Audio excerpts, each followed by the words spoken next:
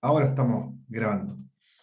Bueno, espero que estén bien y volvamos aquí a la materia de juicio ejecutivo, que es más o menos larga, un poco densa, pero lo importante es que yo les voy a ir guiando cómo tienen que estudiar y qué es lo que tienen que saber.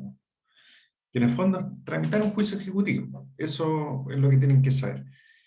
Eh, Hay cosas que están reguladas en el juicio ejecutivo, pero como yo les dije en la clase anterior, claro que tenemos que tener una idea, saberlas, pero principalmente son algunas obligaciones que tiene que cumplir, por ejemplo, en todo lo que tiene que ver el embargo, con las formalidades que deben cumplirse, que eso ya no es tanto resorte de nosotros, los abogados, sino del funcionario, del receptor judicial, que es el encargado de hacer todos los trámites del embargo. Y se lo saben de memoria, o sea, el acta del embargo, cómo se practica el embargo, qué es lo que tienen que hacer. Eso lo hace el receptor judicial y la verdad es que uno ahí no es mucho lo que interviene. También todo lo que tiene que ver con los bienes que se embargan, porque después vamos a ver que hay bienes que son inembargables, pero eso ya en la práctica nadie embarga bienes que uno sabe que son inembargables y tampoco el receptor judicial te va a embargar bienes si él tiene claro qué se puede embargar o no. Ya, pero vamos por orden. Miren, nosotros estábamos conversando, habíamos quedado en el requerimiento de pago, y el requerimiento de pago nosotros ya lo hemos visto en reiteradas materias, todo relacionado con las excepciones, el plazo para poner excepciones, pero ahora vamos a entrar un poco más, a analizar más al detalle en qué consiste. Y bueno, aquí ya estamos, terminamos el cuaderno principal y comenzamos con el mandamiento de ejecución en embargo, y ahí a continuación viene el requerimiento de pago que practica el receptor del tribunal, y su finalidad principalmente son dos, po. Es que se hace conjuntamente con la notificación de la demanda y se requiere de pago. Eh, pero paralelamente, en ese mismo momento, cuando se practica este requerimiento de pago, se genera esta posibilidad, dependiendo la aptitudes que puede tomar el deudor, derechamente a embargarle bienes suficientes para cubrir tanto la deuda, el capital, los intereses, los reajustes. Por lo tanto, este acto, este requerimiento que se hace a la parte deudora, tiene dos fines. Principalmente es poner en conocimiento la demanda, es decir, notificar la demanda y requerirle pago. Y posteriormente, si no paga, ahí derechamente se procede a embargar bienes del ejecutado. Ahora, ¿cómo se practica este requerimiento de pago? Yo siempre les comentaba que era personalmente, porque eso es lo que habíamos visto eh, para el tema de las excepciones. Y también les mencioné así también de pasada lo que era la notificación por el artículo 44, cuando no era vida la persona. Por lo tanto, para distinguir cómo se practica esta notificación, perdón, este requerimiento, tenemos que aplicar las reglas generales de que debiera hacerse de forma personal, entendiendo que en la primera gestión, en el juicio, y ahí se le aplican las normas del artículo 40 del Código de Procedimiento Civil, donde habla acerca de la notificación personal. Pero aquí lo que estamos hablando nosotros, más que la notificación, es el requerimiento que debe hacerse personalmente. Pero podemos encontrarnos con la sorpresa, y lo más seguro que así va a ser, que esta persona no se encuentre en ese momento en el lugar, eh, y ahí procede la notificación por el artículo 44 del Código de Procedimiento Civil. Y ahí, ¿cuándo se utiliza? Cuando se certifica por el receptor que es su domicilio y que se encuentra en el lugar del juicio. Obviamente en ese momento no se pudo practicar porque la persona no fue habida, pero sí se puede proceder a la notificación en la medida que esté esa certificación previa de que la persona efectivamente vive ahí y que se encuentra en el lugar del juicio, es decir, que no anda en China ni en Japón, o sea, está en Chile, porque está en su domicilio. ¿Ah? Bueno, en ese caso ahí uno lo que procede es presentar un escrito y pedir la notificación por el artículo 44. ¿Y cuál es la particularidad? Que en ese momento se le notifica la demanda, pero paralelamente se le está de alguna forma notificando por el 44, pero lo que se hace es citarlo a la oficina del receptor judicial para que ahí se practique el requerimiento. Y eso es lo que se denomina, lo que yo les dije en las clases anteriores, que eh, se denomina cédula de espera. Y ahí hay que notificarle todo, po, todo. Ahí se le notifica la demanda, todo su proveído, el mandamiento de ejecución de embargo. Después tendría que venir la solicitud de la notificación por el artículo 44, su proveído, y ahí viene la citación a la oficina del tribunal. Eso serían las dos situaciones normales que se podrían generar. Uno, que se notifique y se requiera de pago personalmente, que sería lo ideal, pero también está la posibilidad de que no fuera habido la persona y ahí se le deja la cédula de espera y se le notifica por el artículo 44, pero para efectos de requerimiento de pago no se practica ahí, el momento de la notificación de la demanda. Por eso hay dos situaciones que se pueden generar de que no va a coincidir la notificación de la demanda, que se hace por el artículo 44, pero el requerimiento de pago todavía no se ha hecho. ¿Por qué? Porque tiene normas especiales. Acá te cita el receptor a su oficina para que allá se le practique el requerimiento de pago. Esas son las dos situaciones normales, personalmente o a través de la notificación de la cédula de espera. ¿Alguien tiene duda ahí?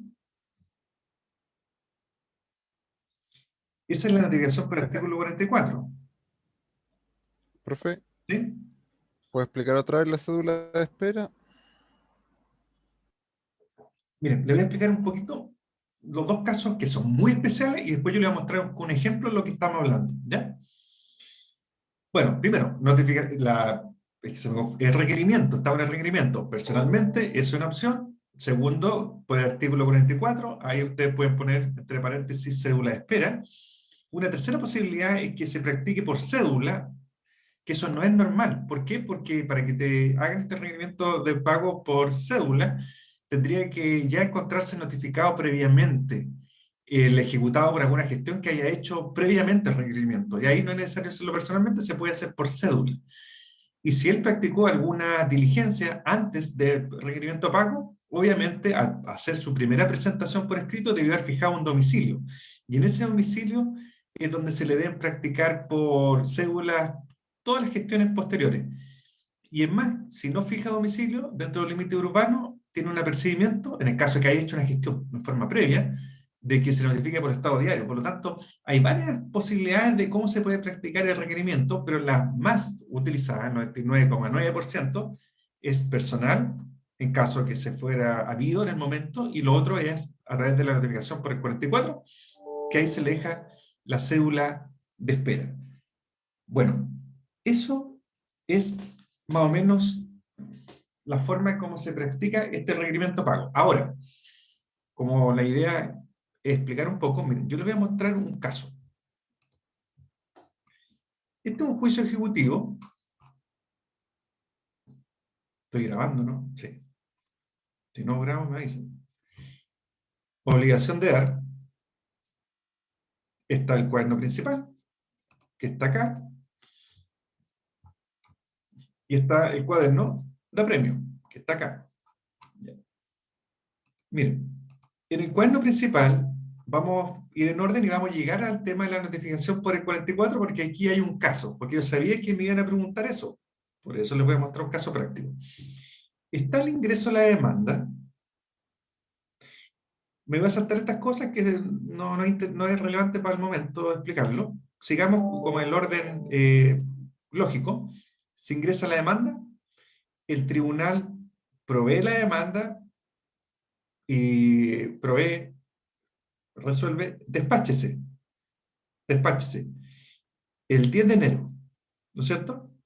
Por lo tanto, inmediatamente ustedes tendrían que darse cuenta que el 10 de enero, en el cuaderno de premio, debiera comenzar con el mandamiento de ejecución en embargo.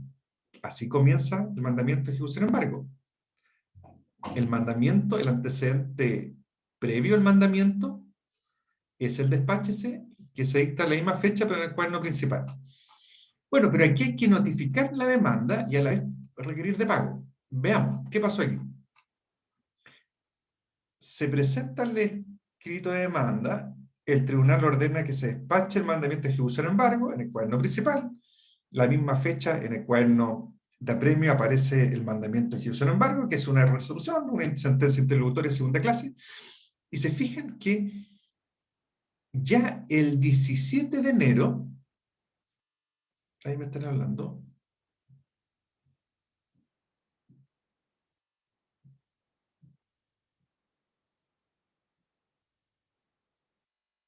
la gestión preparatoria previa no tiene nada que ver con lo que estamos hablando ahora. Aquí estamos ya en el juicio ejecutivo. Olvídense las gestiones preparatorias de las notificaciones anteriores. Acá estamos en un nuevo juicio que se empezó de cero con una demanda. Dígame. No, es porque dijo gestión previa. Ah, no, no, gestión previa Entonces, dentro del no, procedimiento. pero para efectos de la notificación del 44, del mandamiento de ejecución. ¿Cómo? Me perdí. Porque dijo un tercer caso que era de la notificación del 44, si había una gestión previa y no No, no, no, no. necesariamente. El tercer caso era cuando se notificaba por cédula. Por eso, pero para En esa es- gestión previa, ¿es la gestión preparatoria de títulos ejecutivos no, o no? es una gestión dentro del juicio ejecutivo.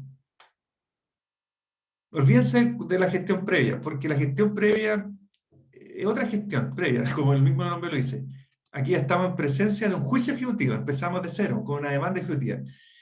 Si el ejecutado, antes del requerimiento de pago, hace alguna presentación, se hace parte o presenta cualquier escrito, ahí debiera apercibirse, o sea, debiera fijar domicilio en el juicio ejecutivo, antes que se le requiera pago. Y ahí todo lo otro posterior debiera notificarse por cédula. ¿Cuándo digo que se notificaría por estado diario? En el caso que él haga una gestión previa, pero no gestión preparatoria, sino previa al requerimiento, pero dentro del juicio ejecutivo. Si presenta un escrito y no fija domicilio, porque hay una norma, el artículo, ese 40 hay una norma, no me acuerdo, el 49, por ahí. En ese caso, debiera, si no fija domicilio, hay un apercibimiento que se le da por notificado por el estado diario, pero eso no va a pasar nunca, así que no nos quedemos en ese caso, ¿ya? A ver, volviendo, vámonos a los casos que importan, que eso es lo que vemos nosotros. Ingresa demanda, se ordena despachar el mandamiento de ejecución en embargo, en la misma fecha en el cual no apremio está el mandamiento de ejecución en embargo, y lo normal, cuando estamos en presencia de un juicio ejecutivo, es que el ejecutado ande un poco escondido, no sabe que lo van a demandar, y lo más seguro que es va a andar evadiendo. O sea, cambiar de domicilio, no abrir la puerta, X motivo. Pero para poder notificarlo de la demanda, porque hay que notificarlo de la demanda y a la vez requerirle pago. Para poder llegar a la notificación por el 44, que está acá, en esta fecha, el 10 de mayo, para llegar a esta notificación de la demanda, necesitamos previamente que se certifique en 2 días distintos, 2 certificaciones distintas. Se fijan, hay una acá y otra acá. Una fue el 17 de enero y la otra el 18 de enero. O sea, el receptor fue 2 veces al domicilio y no lo encontró, pero le consta que es su domicilio y que se encuentra en el lugar de juicio. Esto es lo mismo que tuvieron ustedes en la notificación por el 44. ¿Se fijan? Haber buscado el 18 de enero a 19 horas en calle tanto y tanto, comuna tanto y tanto, a fin de notificarle personalmente a don tanto y tanto. Diligencia que no pude cumplir por no encontrarlo en ese momento. Me consta personalmente que ese es el domicilio laboral del demandado y que se encuentra en el lugar de juicio por haberlo manifestado una persona adulta que vivía por ahí. Ya. Listo. Fíjense. Esa es la segunda certificación. La primera es igual. Recién ahí estamos en condiciones de pedir la notificación por el 44 y ahí se presenta el escrito, y el tribunal, ¿qué es lo que va a hacer? Va a ordenar notificación por el artículo 44, acá, porque aquí se pidió por escrito, aquí el tribunal lo va a ordenar, porque todo se hace por orden del tribunal. Como se pide, notifíquese en la forma solicitada. ¿Ya? Pero esto es lo interesante, fíjense. Aquí está el escrito, aquí está la resolución que ordena la notificación, y aquí está la notificación. Pero se fijan que lo que vamos a ver ahora, en el cuaderno principal, veamos qué es lo que se notifica. ¿Alcanzan a ver o agrando un poco? Sí, bien, profe. Ya. A 5 de mayo, tanto y tanto, a las 16 horas, en su domicilio, notifiqué en conformidad al artículo 44 del Código de Procedimiento Civil, a don tanto y tanto, ¿qué se notificó? La demanda ejecutiva, distribución del juzgado, escrito acompaña documento, resolución tanto y tanto, el escrito solicita notificación 44, la resolución, o sea, se notifica todo. Le dejé copia íntegra de todo ello para su acertada inteligencia, se fija en la puerta, ya, listo. Miren, 45.000 pesos cobra el receptor judicial en el año 2017. Ahora debe estar más cara. Pero si se fijan, la fecha, 5 de mayo, a las 16 horas, cuaderno principal. 5 de mayo, 16 horas. Acuérdense, para que no se me olvide, 5 de mayo, 16 horas.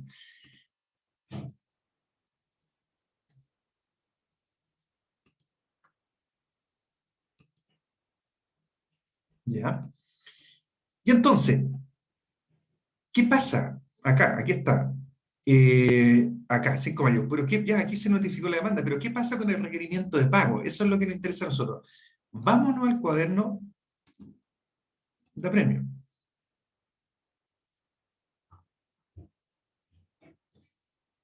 Nos vamos y buscamos una fecha similar porque debiera haber una gestión el mismo día. Acá. Era 5 de mayo, ¿cierto? Se Sí. fijan que aquí saltamos directo al 5 de mayo. Aquí no están las certificaciones porque eso es propio de la notificación de la demanda. Aquí estamos en el requerimiento de pago. Eso es lo que nos interesa a nosotros. Esto es requerimiento de pago. La misma fecha, la misma hora. Pero ¿cuál es la diferencia? Dice, yo estoy explicando lo de la notificación por el 44, la cédula espera.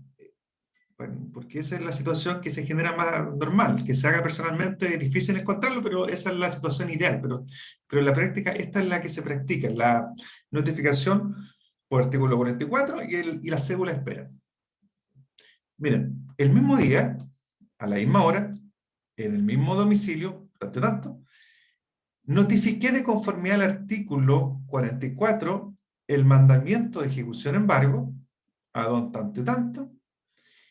Le dejé copia íntegra de su aceptada diligencia, fija en la puerta de dicho domicilio. Se le notificó el mandamiento de ejecución en embargo, pero no se le ha hecho requerimiento de pago. Y dice, al no acudir nadie a mis reiterados llamados, le dejé citado a mi oficina, ubicado en calle Compañía, número 389, Comuna de Santiago, para el día 7 del presente mes. Es decir, 2 días después. Y le fija la hora, a las 8 horas. ¿Para efecto de qué? A fin de ser requerido personalmente de pago por el capital más intereses y costas. ¿Se fijan? Esto es la cédula de espera. Eso es lo que se conoce como cédula de espera. Se le entrega el mandamiento de ejecución en embargo para que sepa de qué se trata, porque en el mandamiento de ejecución en embargo ahí están los montos. Y te cita para un día determinado para efecto de requerirte de pago. Te fija para el día 7 del presente mes a las 8 horas.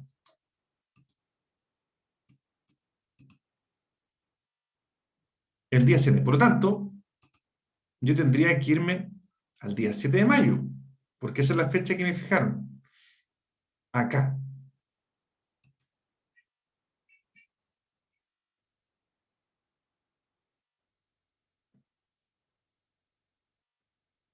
Ya, esta es la que estamos viendo. Entonces tendría que ser esta.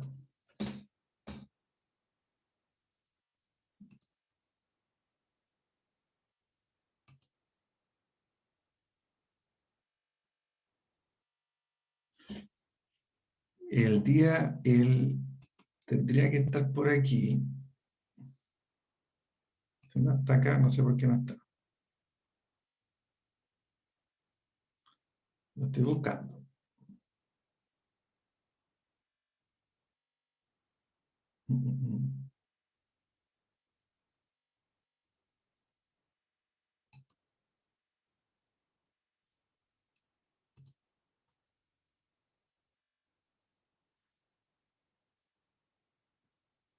Tendría que ser una de estas dos.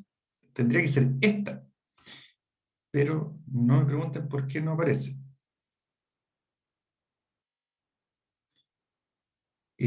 Claro. Acá está, pues, miren, miren, miren. Ah, hizo todo por algo. Dije, qué raro que no está, pero aquí el estampado aparece, hicieron dos actuaciones, dos estampados distintos en una misma hoja. Fíjense acá. Esto era el 5 de mayo, que fue cuando se dejó la cédula de espera. Y después aquí estamos el 7 de mayo. Y fíjense lo que aparece. Lo que aparece. A 7 de mayo, a las 8 o 9 horas, la hora que fue citado, o sea, se le dio unos 9 minutos más como de oportunidad para que llegara, por si llegara atrasado. Dice, en mi oficio, en calle y compañía, tanto y tanto, de conformidad a la citación precedente, es decir, esta, llamé en voz alta a don Patricio Alejandro Baeza, tanto y tanto, a fin de requerirlo personalmente de pago por el capital más interés y costa. No concurrió, por lo que lo doy por requerido en rebeldía. Y aquí, en este momento, si no comparece, se entiende que ha sido requerido acá, en este caso. ¿Se fijan? O sea, y si va, igual se le entiende el requerido de pago en el momento. Pero si no va, que es la mayoría de las veces que no van, con esta certificación ya se entiende que está requerido pago, porque ya la notificación de la demanda ya fue hace rato, fue como el 5, bueno, no hace rato, hace un par de días atrás, el día 5 de mayo. ¿Les quedó claro, no? Eso es, pues.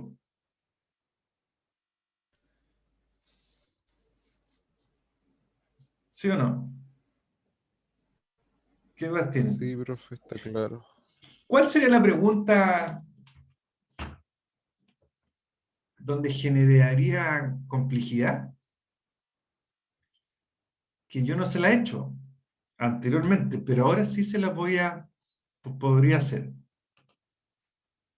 Miren.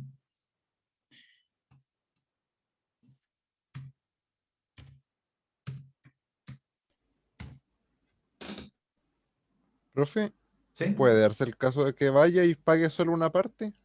Sí, pero se va a seguir adelante con todo. Se va a Ay, considerar como un pago parcial, ¿no? Como un abono o algo así, pero el juicio sigue. Eh,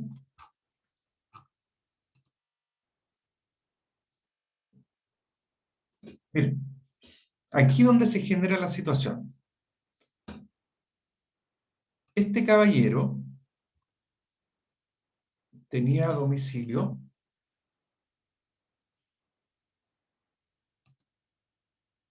donde, miren, fíjense, en Quilicura. Quilicura, yo no soy de Santiago, bueno, viví 10 años en Santiago y no me acuerdo mucho, pero Quilicura pertenece, o debiera pertenecer, casi 99% seguro, a la jurisdicción de los juzgados civiles de Santiago. Es lo mismo que que el domicilio fuera acá en Padre de las Casas y el juicio estuviera en Temuco. Es lo mismo, Quilicura, Santiago, pero los juzgados civiles son de Santiago. ¿Ya? Aquí estamos en el tercer juzgado civil de Santiago, que es una comuna, y Quilicura es otra comuna, pero Quilicura pertenece a Santiago. Por algo está acá en el juzgado civil de Santiago. Es lo mismo que Temuco en Padre de las Casas.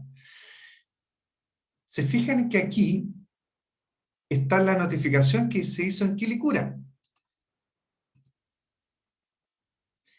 Y el requerimiento se practica finalmente aquí. En este caso, cuando se deja cédula espera, ¿dónde se practica el requerimiento? ¿Dónde? Ahí, dice. Santiago. Físicamente, ¿dónde se hizo? En la oficina del receptor judicial, en la comuna de Santiago, en la comuna donde funciona el tribunal, abajo. Abajo, los receptores tienen oficina abajo, el edificio al lado que está los juzgados civiles, ahí en Amunati. Al lado, ahí están. Pero si nos vamos al Código de Procedimiento Civil, dice, el término para deducir oposición comenzará a correr desde el día del requerimiento pago. Y después nos fija plazo. Si el requerimiento se verifica dentro de la República, el ministro de Fe... Ya. Acá.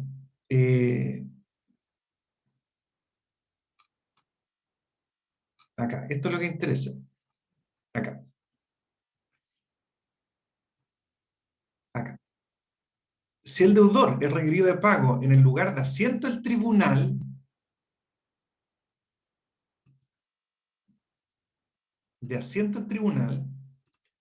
aquí se practicó el requerimiento, ¿dónde? En Santiago. ¿Dónde funciona el tribunal? Santiago. Entonces aquí surge la pregunta, ¿cuál será el plazo en este ejemplo para poner excepciones? ¿Va a ser de 4 días o 4 días más 4 días más? ¿Por qué? Porque dice, si el requerimiento se hace dentro del territorio jurisdiccional en que se ha promovido juicio, pero fuera de la comuna. En este ejemplo que estamos viendo, ¿cuál sería el plazo para poner excepciones? Pues, ¿desde cuándo se cuenta? Porque se da una situación especial.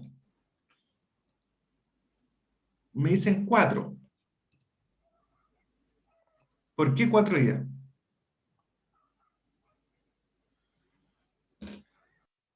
¿Por qué 4 días? Pongan el micrófono pues, para no meterme. Ya, esa es una postura. ¿Y quién dice lo contrario? Bueno, esos son los casos que se presentan pues, para ver si los escritos de excepción están dentro o fuera de plazo. Este es el mismo ejemplo si tuviéramos un caso en un juzgado civil de Temuco y el demandado tuviera domicilio en Padre de las Casas. Es otra comuna, pero pertenece a Temuco jurisdiccionalmente. Pero se le deja la cédula de espera en Temuco, ahí en Balmaceda, en la oficina del receptor judicial. ¿Cuál será el plazo para poner excepciones? ¿Será desde que se practica el requerimiento de pago, tendrá 4 días o tendrá 8 días? Esa es la pregunta. Esa es la gran pregunta. Tengo que decirse, no, porque después les puedo preguntar, pero me tienen que explicar el argumento. Bueno, eso está zanjado, entre comillas zanjado, porque a veces los fallos pueden ir cambiando, pero ya está zanjado, que en este caso se entiende que este requerimiento de pago está compuesto por 2 situaciones distintas, que están unidas, pero son 2 situaciones distintas, es donde comienza el requerimiento de pago y donde termina. Y aquí, para todos los efectos de los plazos, se te considera que el requerimiento de pago se te hizo en tu domicilio, aunque en la práctica se te hizo en la oficina. ¿Pero por qué en el domicilio? Porque ahí comenzó. Por eso se dice que el requerimiento tiene como 2 situaciones distintas, donde comienza y donde termina. Pero como la jurisprudencia estableció este beneficio a favor del deudor, se entiende que en este caso serían 8 días. Aunque en la práctica termine ese requerimiento de pago en la oficina del receptor judicial, pero comenzó en el lugar donde te notificaron por el artículo 44. Ya no se les puede olvidar eso, porque no sé si están en los apuntes, y eso es tema de jurisprudencia. Pero se pregunta, porque eso hay que saber en la práctica. Te notifican para las casas. ¿Cuál es el plazo que tienes? ¿Tienes 4 o tienes 8 días? Esa va a ser la pregunta. Ya, ¿les quedó claro, no? Sí, profe. Ya, les quedó claro. Bueno, eso es lo importante. Bueno, siguiendo este caso, si se fijan, cuando ya te practican el requerimiento de pago de cualquier forma, ya sea personalmente o por cédula de espera, ahí tú tienes que, como deudor, tienes actitudes que puedes tomar, po. Ahí me están hablando hoy acerca de pagar, no pagar, ¿qué actitudes puede tomar? El 99% de los casos es que no se pague, porque si ya estamos en un juicio ejecutivo es porque ya agotamos todas las instancias previas de cobranza, prejudicial, las cartas enviadas al domicilio, todo eso ya se agotó y por lo tanto es difícil que la persona vaya a pagar la deuda. Lo que dice usted que uno puede hacer abonos, sí, pero la verdad los abonos se utilizan con el fin más de dilatar el juicio que de pagar la deuda. Ahí le voy explicando. Bueno, las situaciones que se podrían generar es que te practican el requerimiento de pago y tú puedes pagar la deuda, puedes pagarla al momento de que te requieran de pago, también puedes pagar antes de que te requieran de pago, y uno dice, pero ¿cómo toma conocimiento del juicio si todavía no lo han notificado? Sí, no, te notificaron la demanda, te citaron por ser una espera y tú vas el mismo día a pagar, y todavía no te han requerido el pago. También podría darse esa situación. En ese caso, pagas, pero tienes que pagar también las costas del juicio en esos dos casos. ¿Y qué pasa? Bueno, si paga todo, termina el juicio. Obviamente tiene que pagar las costas y tiene que hacerse una liquidación de los intereses, de las costas causadas, etc. ¿Y cuál es la situación más normal que se genere? Es que el deudor no pague. Y en el cuaderno principal, generalmente, como aquí en el fondo si no paga, lo más seguro es que se pueda poner excepciones y ahí viene toda la etapa de prueba. Pero si no paga, que es la situación general, ahí, cumpliéndose esta situación de que no paga, bueno, aquí ya empieza a moverse todo el cuerno a premio. Porque ahí tenemos que ya proceder inmediatamente al embargo de los bienes en cantidad suficiente para cubrir la deuda más los intereses y las costas. Eso es independiente si el ejecutado opone o no excepciones. El embargo está íntimamente ligado a si pagó o no pagó. Si no pagó, procede el embargo inmediatamente. ¿Qué pasa con el embargo? El embargo,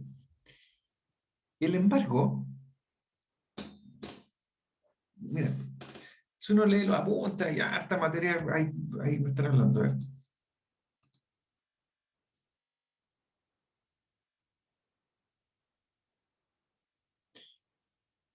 A ver, me dicen si se requiere de pago en la oficina, ¿le pueden requerir de embargo en la oficina? A ver, desde que la persona te requiere de pago y no paga en el momento, tú le puedes embargar. No es que tú le requieras de embargo, porque no le puedes embargar ahí la ropa que tiene ahí, no se puede. Pero sí podría, y el receptor no te requiere de embargo, el receptor lo que hace es embargarte. Generalmente lo que se hace ahí, que la persona,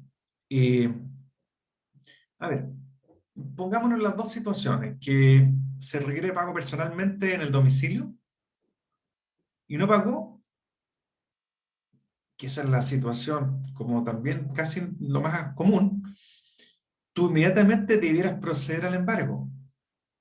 Pero como yo les dije que en la práctica no es así, sino que se certifica que el deudor se opuso al embargo, ahí tú tendrías que pedir auxilio de fuerza pública para embargarle los bienes que están, por ejemplo, dentro de su propiedad.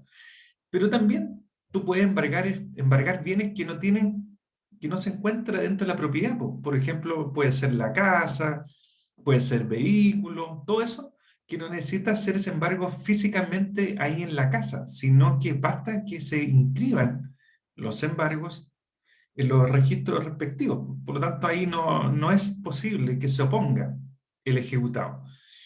Y si te citan a la oficina y te requieren de pago, si la persona le dicen va a pagar, no. Bueno, generalmente ahí el receptor ya está en comunicación con la parte ejecutante y el receptor, porque el ejecutante le paga al receptor por esa diligencia, ya más o menos le tiene informado cuáles son los bienes que podrían embargarse, porque antes no se puede embargar, pero ya desde ese momento podrías embargarle. Y ahí el receptor lo que hace, va rajado, como se dice vulgarmente, al conservador de bienes raíces o al registro de vehículos motorizados, y ahí inscribe el embargo.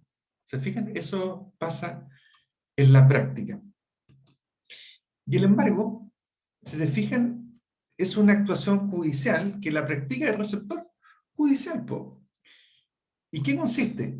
Es una aprehensión así de los bienes del deudor por orden del tribunal, porque ya el tribunal en el mandamiento de ejecución de embargo ya dio la orden de embargar bienes suficientes. Eso está en el mandamiento. La orden de embargar bienes suficientes para cubrir la deuda, intereses y costas. Eso ya está ordenado por el tribunal acá en el mandamiento. Se practica por este ministro de fe, que es el receptor judicial, y tiene por el objeto, con estos bienes embargados, pagar al deudor, perdón, al acreedor, y realizarlo, por ejemplo, si hubiera que sacar al remate la propiedad.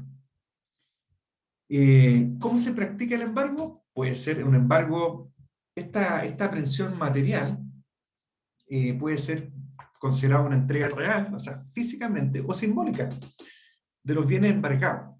Eso, y los bienes quedan siempre a disposición de un depositario, que pueden ser una persona nombrada por el tribunal, una persona nombrada a petición de la parte mandante, pero en la práctica siempre se pone como depositario provisional al propio deudor. Y uno habla como depositario provisional como si después hubiera un depositario definitivo.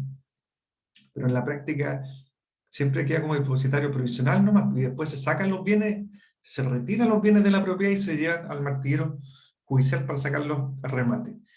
Qué interesante de este embargo es que ya decretado el embargo, ya quedan excluidos estos bienes del comercio humano. Y ahí procede derechamente ya el remate de los mismos. Ya no se puede, están con una limitación del dominio con este embargo. Eso está ahí en el Código Civil, y hay unas excepciones que se pueden autorizar, y ustedes lo vieron eso en el objeto ilícito, seguramente. ¿Qué más, po? ¿Qué cosas no hemos visto? Se considera que este embargo es como una medida cautelar, una medida precautoria, sui generis, que se da en este juicio ejecutivo. Pero vámonos aquí a algo más práctico. Miren, como una actuación judicial, son actos formales, pues, solemnes, que deben cumplir ciertas formalidades. A los abogados les interesa esto, en realidad no tanto, porque eso lo hace todo el receptor judicial. Nosotros, y ellos ya tienen formatos tipos, saben perfectamente lo que tienen que hacer. O sea, si uno quisiera buscar la quinta pata al gato, tendría que meterse en el acta de embargo y revisar si falta algo y tratar de pedir la nulidad. Pero es muy difícil, porque el acta de embargo no es complicado, debe cumplir con las formalidades típicas de la mayoría de las actuaciones procesales. Miren, fíjense acá, olvidémonos del cuaderno principal.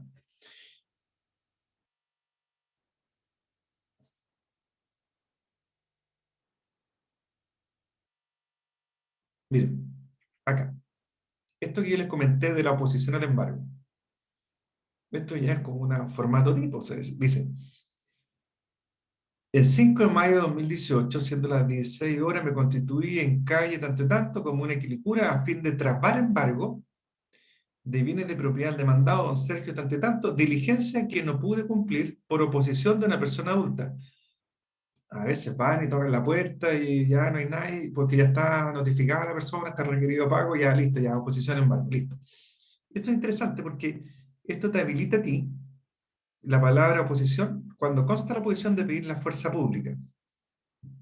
Fuerza pública.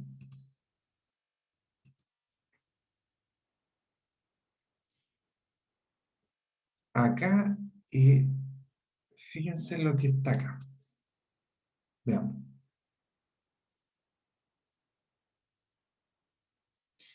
Miren, así se genera el embargo cuando, miren, si estuviéramos acá,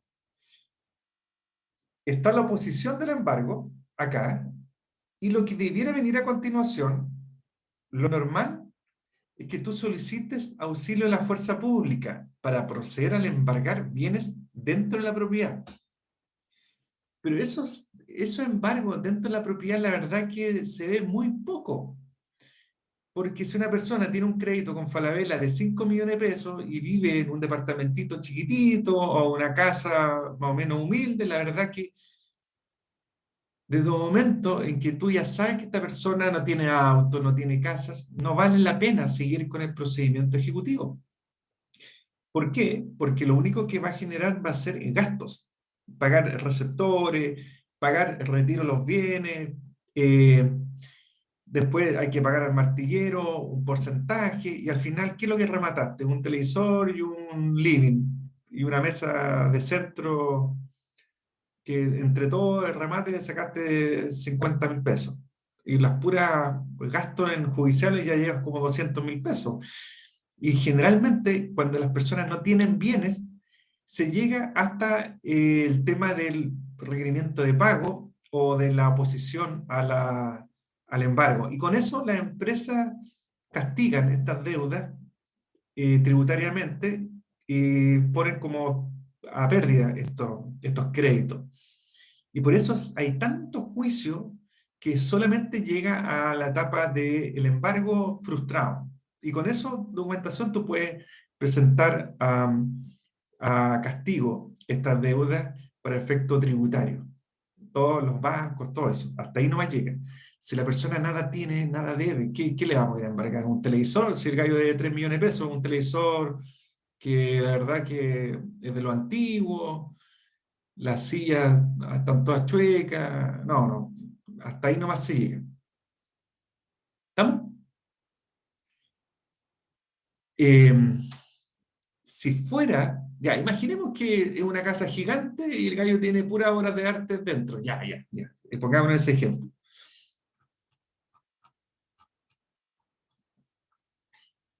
Está la posición del embargo, la persona no te dejó entrar, listo. Está la posición, consta en la carpeta electrónica, y tú tendrías que pedir fuerza pública para el embargo. Fíjense lo que les estoy mostrando. Consta en el acta estampada por el señor receptor judicial que el ejecutado se opuso a la traba del embargo, por lo que procede se conceda el auxilio de la fuerza pública con facultades de allanamiento y deserrajamiento, oficiando al efecto de la tercera comisaría de Ovalle. ¿Se fijan? Y con eso uno va junto a Carabinero al domicilio para embargar los bienes dentro de la propiedad. ¿Eso pasa? Nunca. ¿Por qué? Porque la verdad no vale la pena sacar el remate de bienes dentro de la casa. No, es pérdida de dinero. Y las causas llegan generalmente hasta ahí. Pero los juicios generalmente avanzan cuando se embargan vehículos, se embargan propiedades.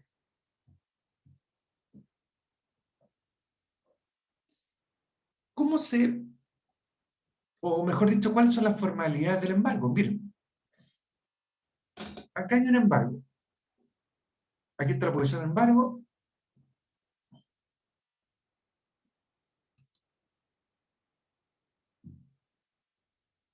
Miren. ¿Quién designa los bienes para embargar?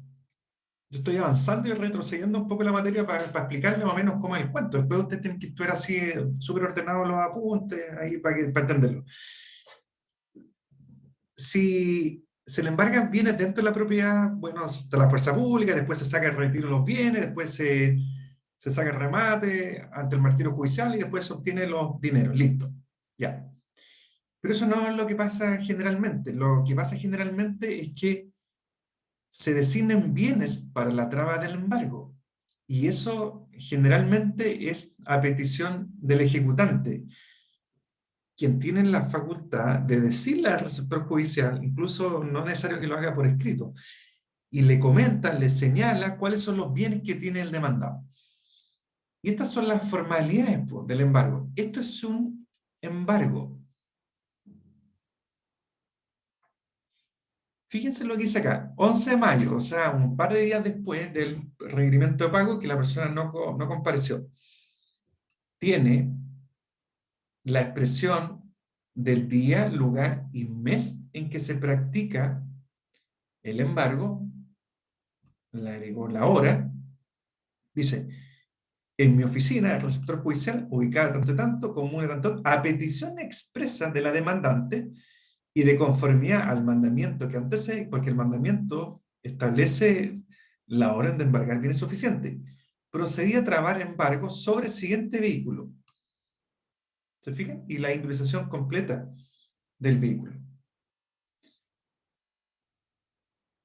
Y siempre el vehículo dice, el vehículo embargado y antes singularizado queda en poder del depositario provisional designado en auto bajo su responsabilidad, que en el fondo es el deudor. Aquí el deudor no tiene idea que ya el auto está embargado. Pero después todo hay que ir al registro civil. Pero se fijan, estas son las formalidades. Tiene que tener la fecha, el día y hora. En realidad la hora no... Bueno, en estos casos sí contienen. Se practica ¿por quién? Por el receptor judicial. ¿Se fijan? Después vamos a ver algunas formalidades que deben cumplirse. Debe estar firmado por la persona, que en este caso es el receptor judicial, y autorizado por el funcionario encargado también, que en este caso también es el receptor judicial, que en este caso es Luis Patricio Silva. Esto es un embargo. Ya está embargado, pero en este caso se trata de un bien que tiene registro, un auto. Y ahí, ¿cómo se hace? En la práctica tendrían que ir al registro de vehículos motorizados e inscribirlos. Y aquí está. Esto se embargó el 11 de mayo. Y después, el 16 de mayo, fíjense lo que dice acá. A las 9:30 horas me constituí en huérfano tanto, donde procedí a notificar al señor director de Registro Civil e Identificación de Santiago, ¿qué cosa? El mandamiento y embargo que anteceden. Lo requerí a fin de que proceda a inscribirlo en el registro correspondiente. Entregué copia de ello a su acertada inteligencia. En el fondo, se notificó al registro civil del mandamiento y del embargo. El mandamiento más este embargo, y ya está, este vehículo ya está con embargo judicial, porque ya está inscrito en el registro de vehículos motorizados. Si el ejecutado tiene solo un terreno, se le embarga el terreno. Es lo mismo. Es lo mismo. Si tiene un terreno, claro, se le embarga el terreno. Después vamos a ver que hay bienes que no son embargables. Habría que ver el bien, porque ahí hay una norma muy especial. Eso es, pues. Fíjense cuáles son las formalidades propias del embargo. Este embargo que está acá, esto mismo podría ser, decir acá, 11 de mayo de 2018, siendo las 8 horas, en el domicilio ubicado en tanto y tanto, procedí a embargar bienes suficientes del deudor consistente en 1, un televisor tanto y tanto, 2, tele marca Samsung, modelo, ¿se fijan? Eso mismo. Esta es la diferencia que es un auto. También podría ser una propiedad. Esta actuación, esta práctica de actuación, ¿cómo se entiende hecha con la entrega real o simbólica al depositario que se designe? Generalmente se designa como depositario al propio deudor.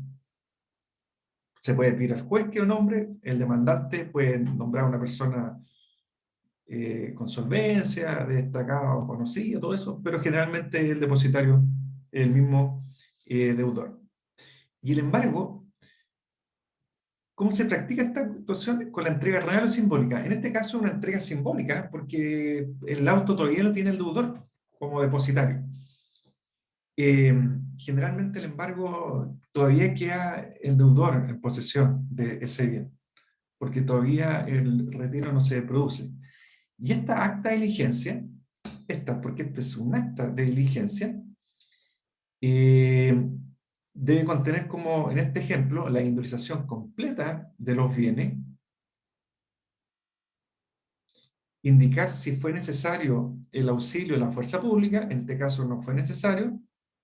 Generalmente la fuerza pública es cuando se va al domicilio del demandado, la individualización de quien intervino, es decir, el receptor judicial, y las personas que pudieron haber asistido también en la diligencia de embargo, que podría ser el ejecutante, también podría él ir al domicilio y obviamente no lo van a dejar entrar, pero él puede estar ahí presente. Y es interesante que si te van a embargar bienes, por ejemplo, a la propiedad, si aparece alguien, esto es interesante, miren, que si te van a embargar a tu casa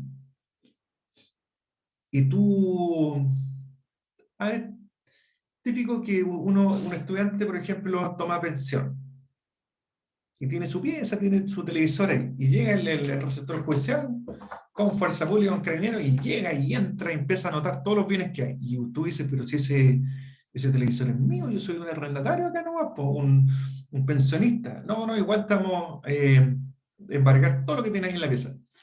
Bueno, ahí está la obligación de ese receptor judicial de dejar constancia de esta alegación que practicó este tercero, este pensionista, indicando la calidad de dueño o poseedor sobre ese bien embargado. Mi televisor, yo lo compré, yo soy dueño de ese.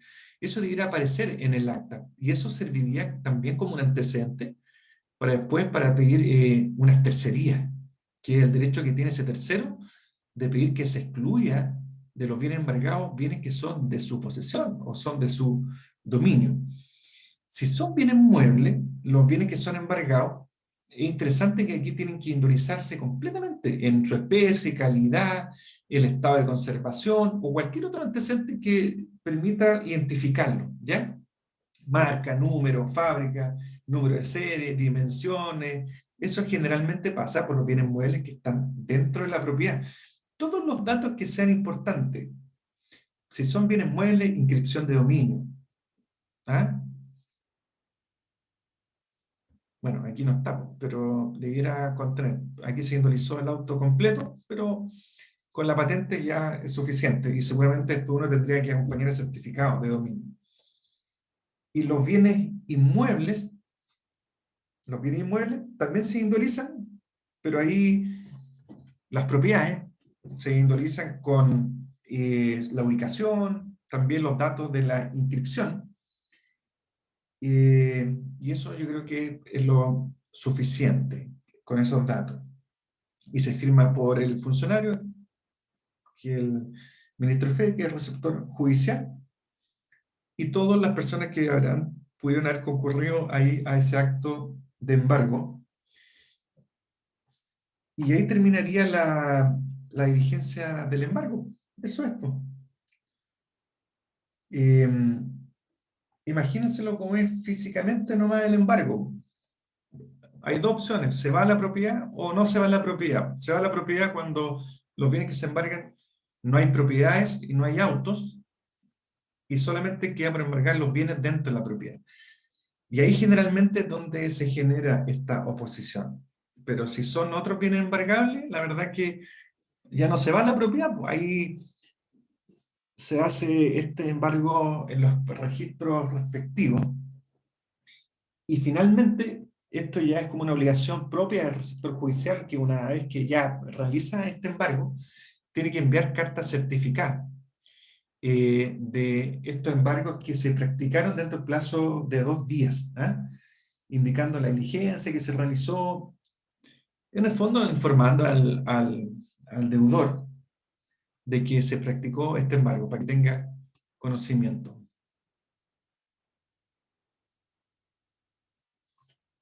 Eso es principalmente lo que tiene que ver con el embargo. Los bienes hereditarios. Los bienes hereditarios son derechos, pues, sí, pues, son embargables. Sí, perfecto, eso pasa mucho. Pasa mucho que muere el papá, o muere la mamá, y quedan los hijos, los herederos, y son herederos, pues, forman una comunidad, y hay un deudor, a ese heredero le embargan su porcentaje en la herencia. Si son 3 herederos, y todos les tocan las mismas partes, uno embarga los bienes, los derechos hereditarios. En este caso, no sé, pues, si la propiedad, lo único que heredaron es una propiedad que vale 50 millones de pesos, y la deuda del deudor es 50 o superior, tú pides que se le embarguen la totalidad de los derechos hereditarios, que en este caso ascenderían a 33,3% del 100% de los derechos hereditarios de la comunidad. Eso se hace, es común. Es común.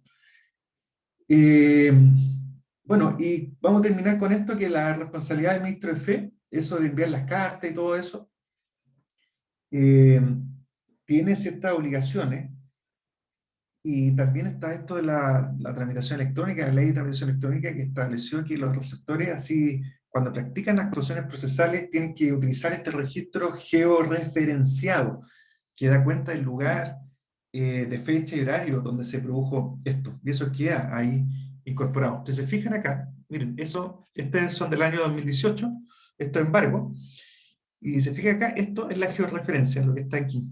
Miren, vamos, esto no porque, bueno, está bien, pero esta es la oficina del receptor judicial, pero acá, la posición del embargo se generó en el domicilio del demandado, y aquí debería apretar 1, y nos debiera, no existe georreferencia para mostrar, bueno, pero debiera aparecer. Acá quizás se eliminó, pero si uno pinchara ahí, debiera aparecer. Quizás esto ya no está online, hay algún problema. Ahí, algo apreté. Ahí está. ¿Se acuerdan que vivía en Antillanca? Ahí está. Eso es lo que... Ahí se produjo... Ahí está el sistema. Ahí. Ahí está el sistema GPS. En la calle Antillanca. Y él seguramente va con una maquinita, aprieta un botón, igual que los carteros. Aprieta el botoncito para que después demuestren que efectivamente fue para allá. ¿Por qué? Porque en algún momento parecía que habían receptores que iban y la verdad que no iban nunca. Bueno, con eso se evita el problema. Por último, ya la persona pasa por la casa, otra cosa que toque la puerta, pero por último ya fue. ¿Eh? Con eso te da seguridad. Bueno, toda esta responsabilidad del receptor tampoco invalidan el acto judicial de la actuación. Tendrá sanciones propias, administrativas, pero no invalidan el acto de embargo. O sea, si te van a embargar y la persona no fue, o sea, obvio que sí, pero eso, enviar las cartas certificadas, todo eso no tienen sanciones judiciales que le afecten a las partes. Bueno, dudas, consulta, y después en la otra clase ya vamos a pasar a cuáles son los bienes embargables y cuáles son los inembargables. Hay un listado como de 1000 bienes inembargables, y la verdad es que la regla general es que todos son embargables. Eso está en el Código Civil y también en el 445 del Código de Procedimiento Civil, pero ahí vamos a ver los casos más comunes. ¿Por qué? Porque en la práctica, quien practica el embargo es el receptor judicial, porque él sabe perfectamente lo que es embargable y no embargable. Así que ahí vamos a mencionar algunos casos, los más importantes. Bueno, eso. ¿Dudas, consultas antes de cerrar acá? Si no, nos vemos la próxima clase.